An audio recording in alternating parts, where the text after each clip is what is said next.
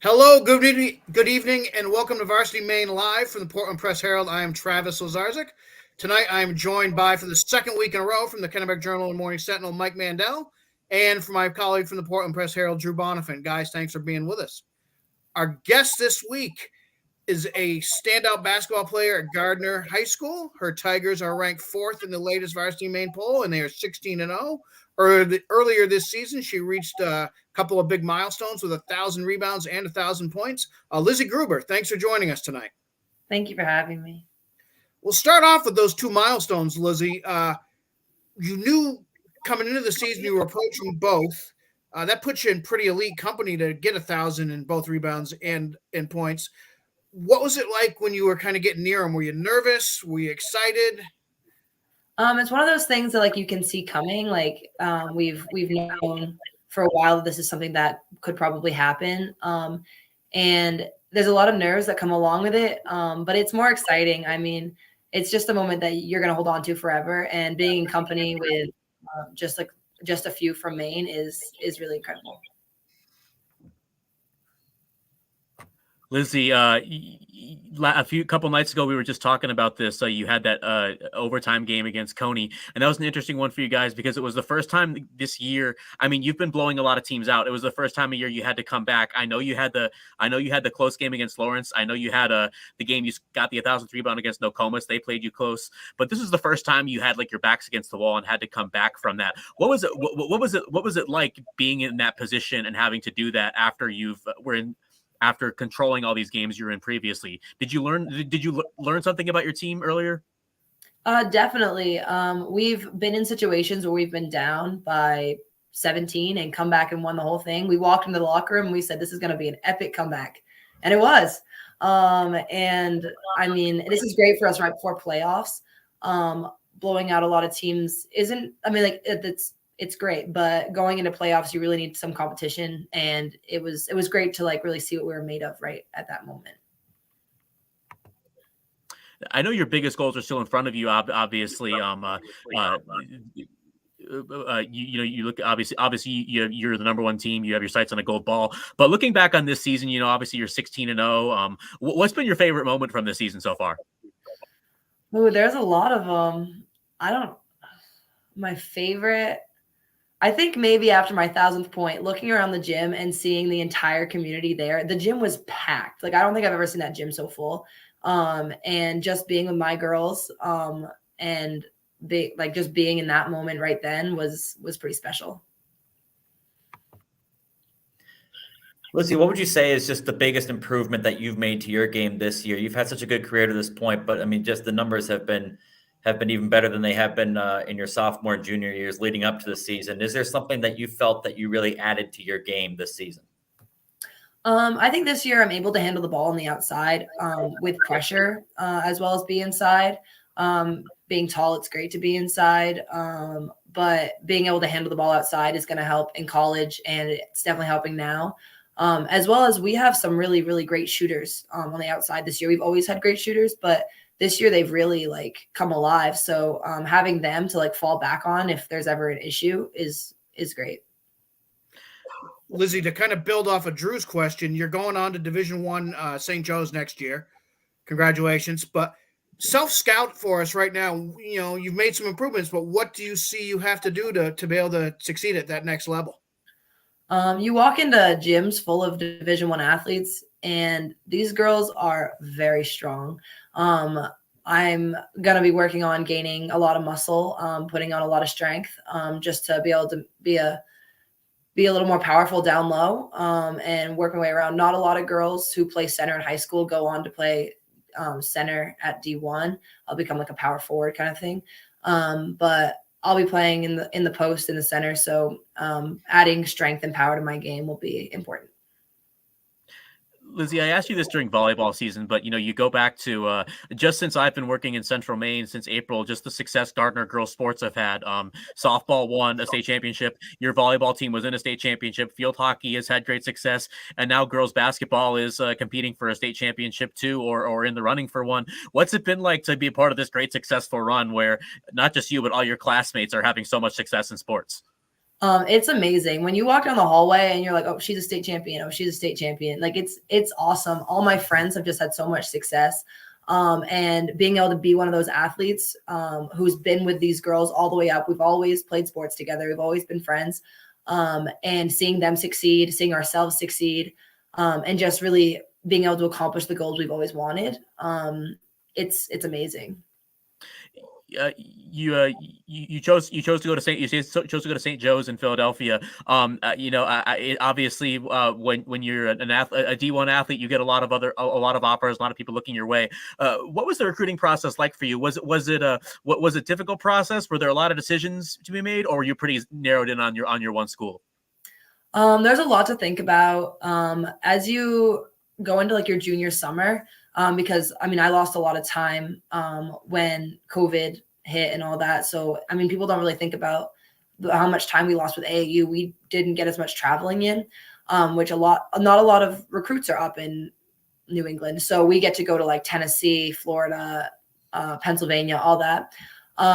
But going into junior year, 1 week I went in with 5 offers and came out with 10. It was incredible. There's nothing really like it.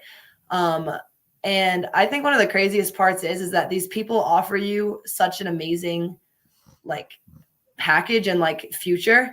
And then being able to say, no, actually, I'd like this offer instead. That's just something that a lot of people don't get to experience. And to be able to kind of control what you have is really special. And I know with recruiting, if you ask 10 athletes, you get 10 different answers. Did you find yourself to enjoy the process? Did you find it too stressful? What was it like for you? Everyone tells you to enjoy the process, and there are days that is very, very difficult. But it's everyone has such a different experience. It can definitely be a lot, but coaches are really understanding for the most part. And it's just so personalized that you can really make it what you want it to be. And I really enjoyed it, but yeah, I can see why some people wouldn't enjoy it quite as much. Lizzie, take me through you're getting into basketball at a young age from when you started. What were some things in basketball that just you had from the moment you walked on a court? You had a knack for it. It came naturally to you. You're able to do it as long as you can remember. And then what are some things that you've had that have not come naturally, that have been tougher, that you've really made an effort to try to add to your game? When I was in first grade, I told my mom that I wanted to be the point guard, and that was it. And there was no other option. I was going to be a point guard, and that was it. Clearly that did not work out. 6-year-old me would be very disappointed. But I mean, once I figured out that I have good size down low, I mean, that really helped. I mean, I've always had that ability to rebound. But I mean, when you're tall, a lot of the time you don't have control over your body. Learning to control your body comes in high school. You have that baby deer moment for most of your life, and then eventually you grow out of it. So body control is definitely something I've worked on that did not come naturally. And footwork, and a lot of coaches complimented my footwork during the recruiting process, and that is not something that really came naturally. That's something that I've had to work on day in and day out. Yeah, I've never had the tall baby deer moment at 5'9", but you guys have 2 games left in the regular season, Lizzie. One of them is against Lawrence, who is probably your closest competition in Class A North. Tight game with them earlier this season. Kind of break down the matchup with the Bulldogs coming up. It's going to be a crazy gym. We cannot wait. These kind of games are what really sets you up for the playoffs. And we've had a great week or so of practice and tight games. So we're really excited to go in and just see what happens. I mean, it all comes down to what happens in the playoffs, and we couldn't be happier with the spot we're in right now. Okay. Lizzie, thank you for joining us tonight. Good luck the rest of the season. Good luck with your future at St. Joe's, and appreciate your time. Thank you. Thank you so much. That's Lizzie Gruber from Gardner High School. All right, guys, before we go on to Athletes of the Week, we had a game that's really getting national attention happen in Maine this week. We had an 8-overtime boys basketball game. Greeley defeated Freiburg 117-115. There's the box score right there. Drew, you had a chance to talk to players and coaches from both teams this week. Kind of take us through what they were thinking as this was unfolding. The best quote I heard about it came from Hayden MacArthur, who said that the whole game felt like a fever dream. The day after, I was struck by the day after how the coaches and the players were able to really understand the significance of that game. There was nobody who was saying, "Oh, it was a tough game to lose" or something like that. Everybody was just like, "No, we can't believe what we did." Talking about how people were coming up to them after in the day after. Everybody wanted to talk to them about that game. The players and the coaches were fully aware of the fact that they made Maine history in that game, and that's not an exaggeration. That's a game that, it's only 2 days old, and you know that 30 years from now, people are going to be talking about that game. A game's going to go really, really long, and people are going to say, "Oh, it was no Greeley-Freiburg." Right. But I mean, just there were so many angles to that game in terms of dramatics and swings and just really cool narratives. There was Cade Ippolito who hit the winning shot with 0.6 seconds left. He missed 6 straight free throws and overtime. He was probably sitting there thinking, it's because of me that we're still in the spot, and he gets the chance to win it. It's really, really cool. So many really cool elements to a game like that. And it's, doing a story like that is an example of why we love sports so much, is because you get these, any night can just be a game and a moment that you never forget. Okay. Mike, in this job, we are fortunate to see a lot of, great games like this, or, wild finishes. What's maybe one or two really long games that you've had the chance to cover that jump out in your mind? Well, I think the first one was in 2018. I covered a baseball game between Ellsworth and MDI. That was it wasn't I mean, kind of like Drew just said, it was no Greeley-Freiburg, but it went 10 innings, which I guess isn't that much of a marathon. But listen, it's baseball, and those games start at 4:30, and this was a late April game, so those games you're pressed for time against. You're racing to get it done before it gets dark out. There were a couple of delays in that game. First one I can't recall, but the second one was late for 10 minutes when a flock of geese came into the outfield and were attacking Ellsworth center fielder Jared Hamilton. MDI ended up winning 5-4 in a walk-off, and that was an interesting game because that loss kind of reacting from that loss kind of really set in motion the baseball dynasty we've started to see from Ellsworth over the past several years or so, with their competing for Northern Maine and state championships. And then two others that come to mind. Both football games, both similar circumstances. Bucksport in 2018 played Mattanocook in the LTC semifinals in Class D. That is an interesting game because it was a Monday night game because field conditions, for whatever reason, prevented Bucksport from playing a home game. And there were like 800 yards of offense in the first half. Wow. It ended up 77-36 Bucksport, so no overtime, but just with all the scoring, it ended up taking 3 hours. And of course, with it being a 40-point game, you get running time. So without the running time, it could have been even longer than that. And then this year, the PTC semifinals between Lawrence and Skowhegan, the 66 win for Skowhegan. Again, similar circumstances. When you get that much scoring in a football game, all the stopping and resetting for kickoffs and extra points and stuff, the game just goes and goes. Of course, you had Adam Savage going off for the Riverhawks, Parker Higgins doing his thing for the Bulldogs, and it just kept going. And you're talking 3 hour, 15-minute football games, which are rare for high school football. So those were two ones that immediately jump out to me. Those are good ones. Drew, I think I have a feeling I know where you're going to go. What's a memorable long game you've covered? I can't mention memorable overtime games without mentioning the Caribou Marana-Cook Class B championship from 2020. It may have been the best game I've covered. It certainly had the best individual performance I've seen in Cash McClure's performance. He had over 30 points. I can't remember exactly how many he had right now, but similar to this game in Greeley versus Freiburg in terms of how Freiburg was trailing by 10 points with 2 minutes left and came back to force overtime. Marana-Cook was also dead in the water with about a minute and a half left. Furious rally, gets back in the game, and then it's it's just like this game that we were talking about was dead even. Every basket feels like, Caribou makes a basket. Oh, okay, they probably just iced it there. Miranda comes back and takes the lead. Oh, they probably have that's probably it. Now they're going to go and win. And just felt like it felt like momentum was changing every single possession. And then it gets won with a basket at the buzzer by Caribou. Great game. And just a electric atmosphere as well. And then another game that comes to mind more recently, it was just this past fall. I covered the Freeport York B South field hockey final that went through regulation, went through overtime, went into corners. It got through 7 corners before there was finally a winner with Freeport getting the upset.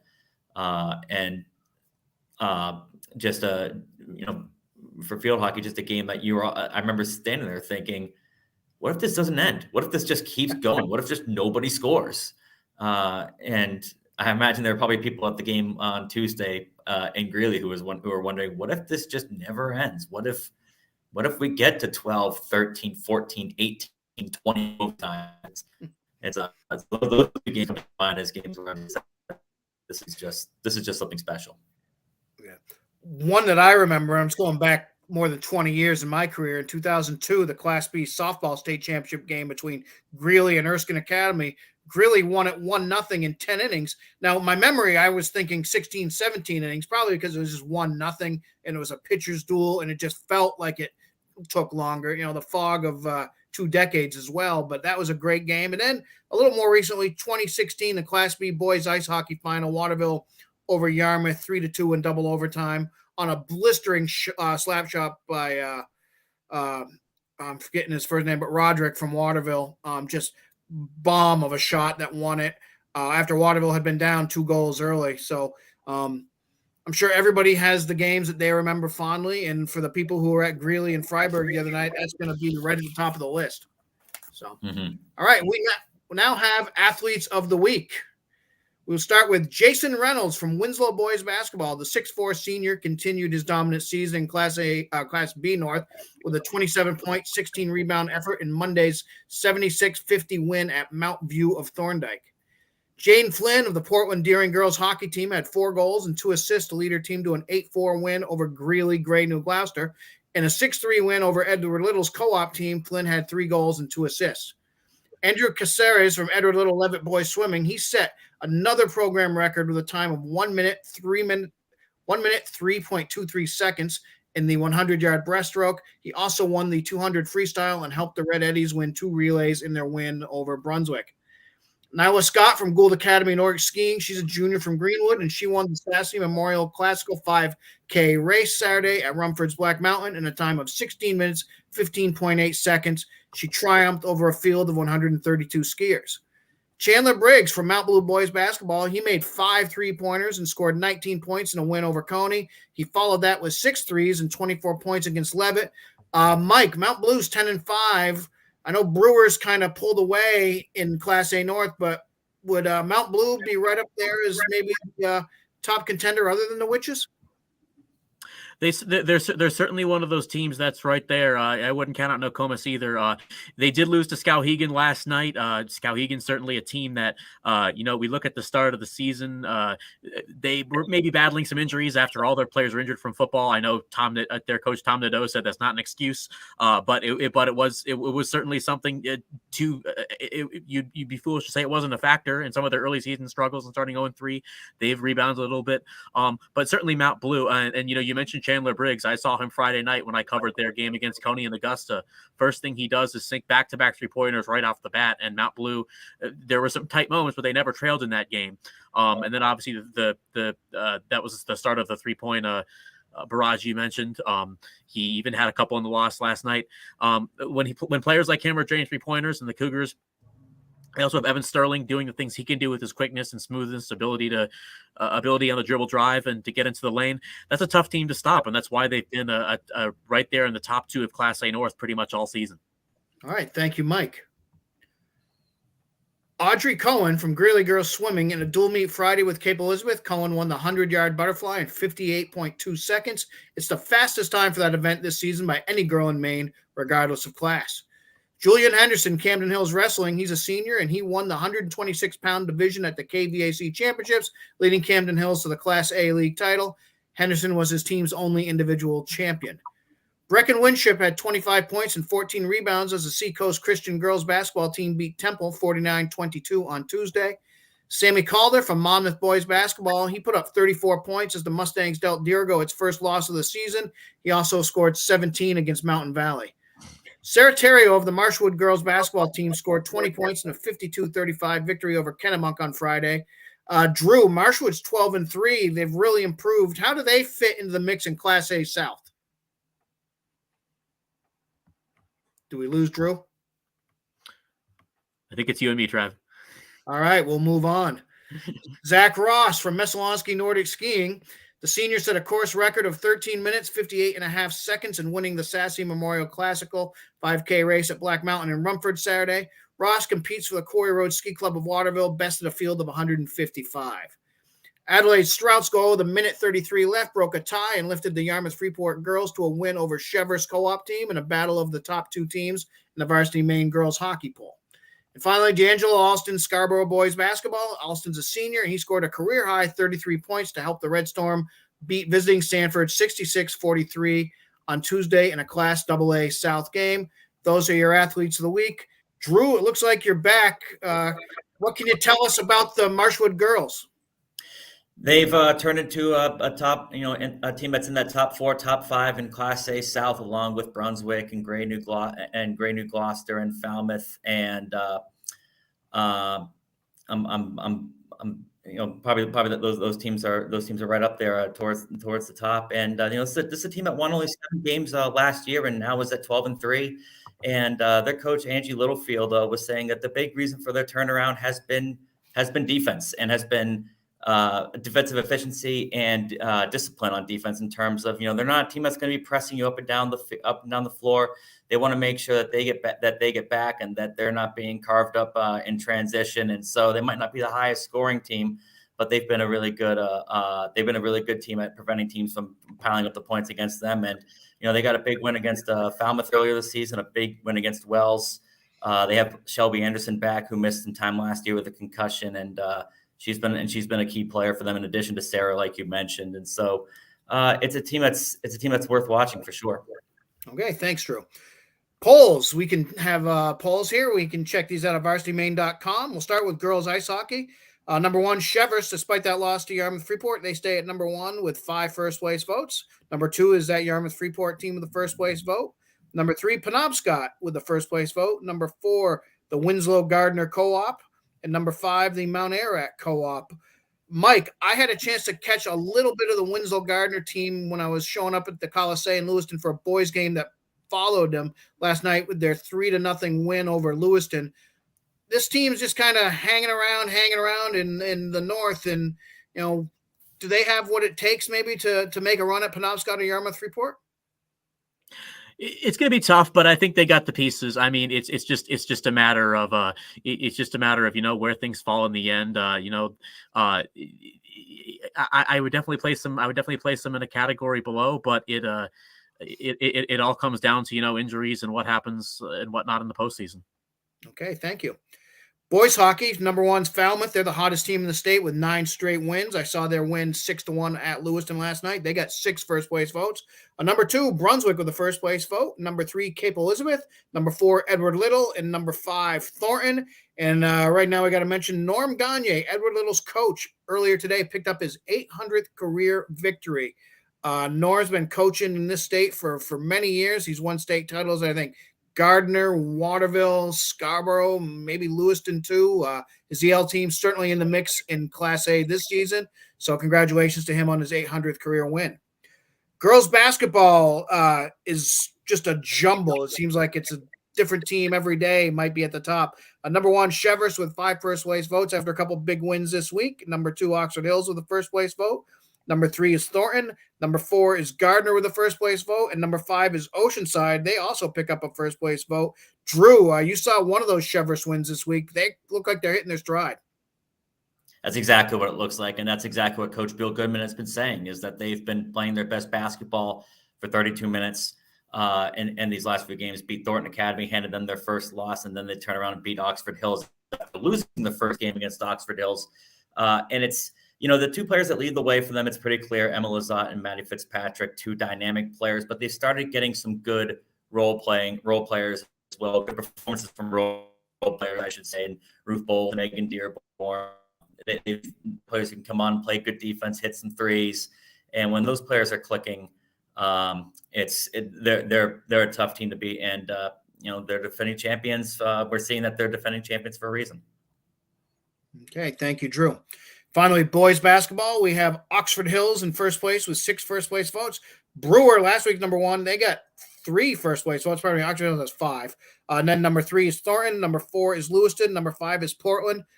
Mike, I want to bring up a team that's just out of the top 10, but seems like they're kind of flying under the radar in Class B North, and that's this Winslow team. We mentioned Jason Reynolds in the Athletes of the Week.